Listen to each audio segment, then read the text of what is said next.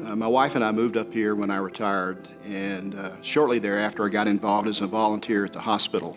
After the first year, they have a ceremony in which they honor and give service pins. So I got my first service pin, and I was pretty proud of that. And I learned pretty quickly that there were people who had been volunteers for 5 years and 10 years and 15 and 20 years and 30 years. And then there was Arlene Mathews, who had been a volunteer for over 60 years. And I thought that day, she's been volunteering with St. Peter's in one way or another since I was a child. You don't find people like Arlene all the time, and she just was a very nice person. You just can't say enough about her, really.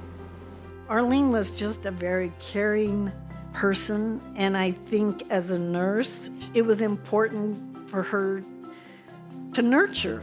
Arlene Mathews, who was a member of our board through the association and was their representative, who brought prayers to us every foundation meeting. And I can tell you, the members always looked forward to her prayers. She would reach into her pocket, take out a tiny little piece of paper that was folded many times, and she would unfold it slowly and carefully and place it on the table in front of her, pat it down, bow her head, and begin to pray. They were always filled with compassion and love and inspiration. I can remember how we felt around the table when the prayer would be over. We'd look at each other, with kind of renewed enthusiasm and a feeling that, gosh, someday we'd like to be like she is. So the Saxo started in 1953. And she was the one who started the stockings for the babies that they took home from the hospital in the month of December. Some of us would glue, and some would cut, and some would sew. It was just a big project. It was a fun project. Continuing the Saxo is a really important way to honor and remember Arlene.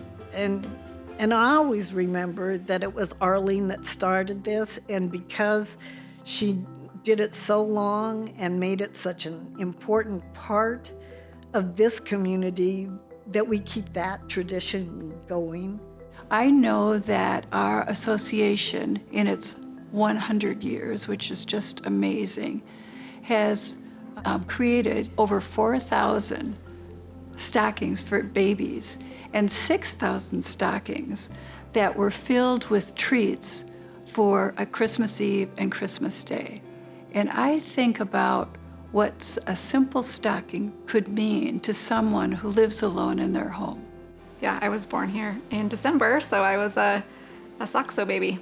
Arlene Mathews, who was probably the woman that sewed my sock when I was born, that I still have. So I took our first child home in one. He was born in December. Well, I think the best way to honor her is to get involved and to recognize that she was a catalyst. She was a catalyst for doing good in this community. And, she's not with us, but I think she would be very happy with what's going on.